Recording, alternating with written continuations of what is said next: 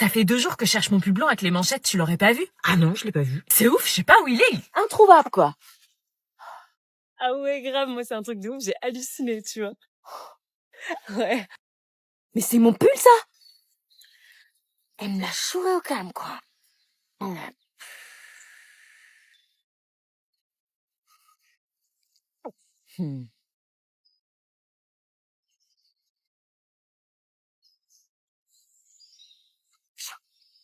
Alors qu'est-ce qu'elle fait? Elle monte pas? Ouais, je sais pas. Bah pourquoi elle prend le bus?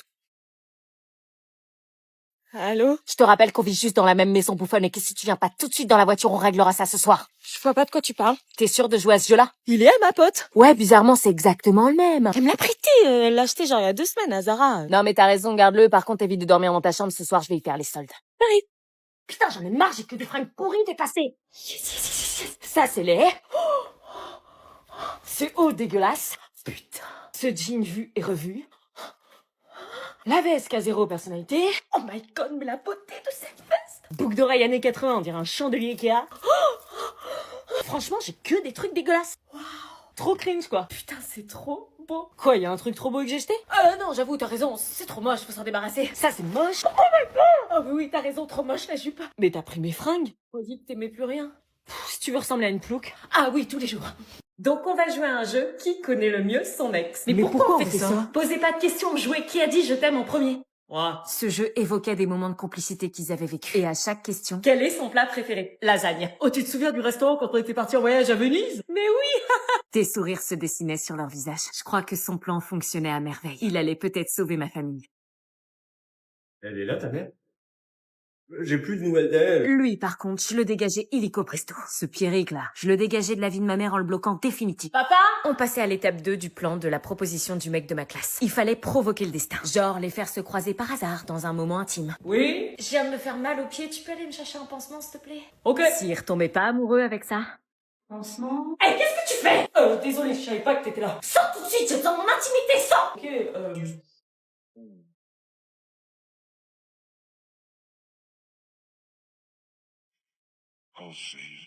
Sors! Ok, pas.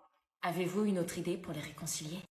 How I'm feeling it doesn't matter, 'cause you know I'm okay.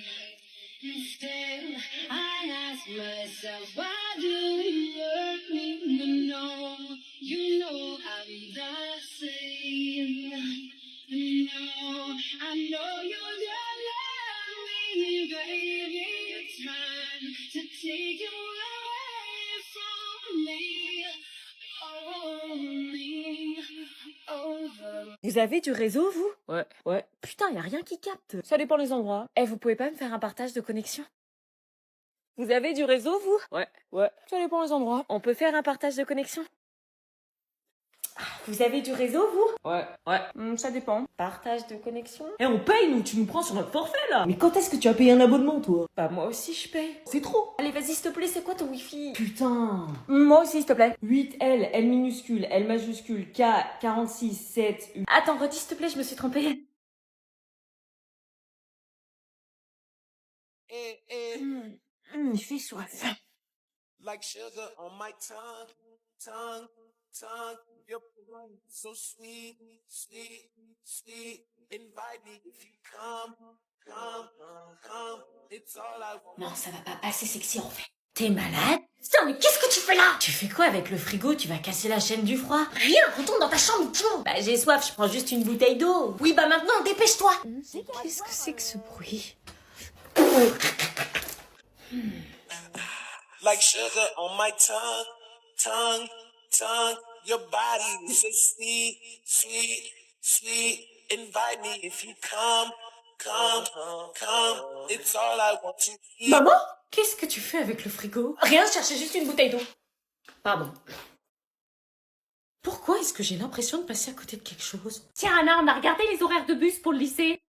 Attends 2 secondes, j'ai un petit problème là. Vous avez dit quoi là? On a regardé les horaires de bus. Attendez, vous êtes quand même pas en train de me parler de la rentrée là? Bah si. C'est une blague? C'est dans 2 semaines, hein. Mais non, on a 8 semaines de vacances en tout. Eh bah, y a déjà 6 semaines qui sont passées. Mais pas du tout, y a pas eu 6 semaines, y a eu quoi, 4 semaines? On est le 15 août. Quoi? Le 15 août? Oui, mademoiselle! Déjà, vous déconnez? Bah oui, 2 mois, ça passe vite. Purée, j'ai pas vu le temps passer, je me croyais fin juillet encore. Oui, bah c'est pas le cas, donc tu vas bientôt reprendre un rythme normal et raisonnable. Oh non. On a regardé sur le calendrier avec ton père, c'est le 1er septembre cette année. Quoi, le 1er septembre? Mais ça tombe à quel jour? Un lundi. Oh putain, non, on a même pas un week-end entre la rentrée et le 2e jour. Bah parce qu'après 8 semaines de vacances, faudra un week-end? Ils sont complètement déconnectés, ces amis. Comment t'as préparé ton sac et à rassembler tes nouvelles fournitures?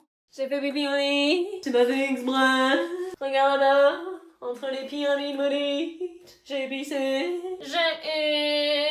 J'ai bu trop de lait, m'engueule pas. Entre les pyramides maudites, plus par la peau, j'ai bu trop l'eau. J'ai pissé sur les pyramides maudites. Ah non mais c'est pas vrai, c'est une traîne, hein. La salle est prête. Vous m'avez majoritairement conseillé en commentaire d'aller dans cette suite de l'amour. Je ne savais pas dans quoi vous m'embarquiez. C'est quoi cette pièce? On l'appelle la suite de l'amour. Comme à la colo, on peut pas vraiment avoir l'intimité parce qu'on est tous ensemble, on a créé cette pièce dans le dos des animes. Donc j'allais me retrouver dans cette pièce avec un mec que j'aimais pas. À tout à l'heure. Vous avez des choses à vous dire? J'aurais jamais cru que t'étais intéressée par moi. Comment lui dire? J'avais pas envie de lui faire du mal. Ouais, j'aurais jamais cru non plus. C'est la première fois que je viens dans cette pièce mythique, je suis un peu stressée. Et moi très mal à l'aise. Sinon, on n'est pas obligé, tu sais. Bah, c'est la suite de l'amour, faut respecter la tradition. Ah ouais, quelle tradition? Ah, on sort pas de la suite de l'amour sans avoir fait un bisou, c'est logique. Ouais, enfin ce qui est logique c'est de me barrer en courant. Je vois. Bon, ben... Non, bah rien du tout, je veux sortir de là. Allez, je me lance. Non.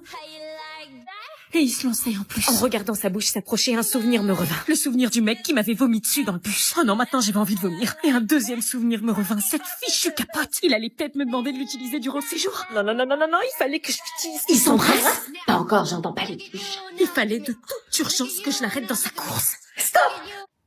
Je t'ai dit stop, tu sens pas mes mains, là? Ah, bah si, mais je pensais que c'était pour m'enlacer. Non, écoute, je t'aime bien, mais c'est pas possible. Tu me kiffes pas? Pas trop, non, je suis désolée. Dis un truc plus doux pour amortir le choc.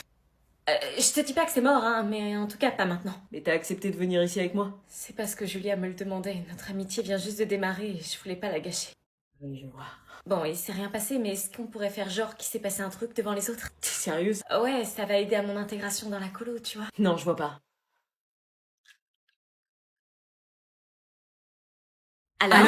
Alors? Eh bien... On s'est embrassés. Non. Je ne savais pas ce que je faisais, si mentir était bien. Mais j'achetais ma tranquillité et ça brouillait les pistes sur Jérémy. Viens, c'est à notre tour. Non. Putain, mais pourquoi il veut pas de moi? Est-ce que j'ai fait le bon choix?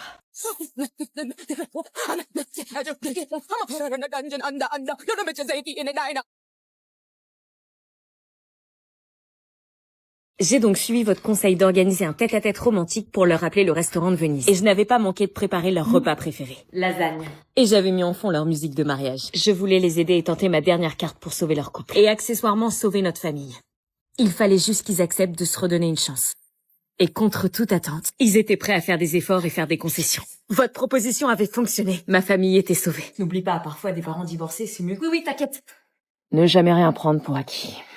J'allais enfin retrouver mes parents. Cette histoire de divorce était derrière nous. Fini les engueulades incessantes, fini les écouteurs volume à fond pour masquer les cris. J'allais enfin repartir sur une vie paisible comme avant. Abby. Quoi? Papa et maman, Ouais, t'as vu, c'est génial, ils se remettent ensemble, ils divorcent plus. T'es pas contente, c'est pas ce qu'on voulait, une vraie famille? Si. Bah alors pourquoi tu pleures? Parce qu'ils se disputent. Quoi? Mais non, écoute! Je te supporte plus, je veux que tu fais un effort et je fais ce que je veux au voisinage. Comment tu veux qu'on avance avec cette mentalité? C'est insupportable, je crois que c'est toi qui fais tout en l'air. Toujours de fous, comment j'ai fait pour me marier avec toi? Pourquoi n'arrivait-il pas à faire des concessions? Pourquoi est-ce qu'ils s'engueulaient toujours? Est-ce qu'on avait fait une erreur?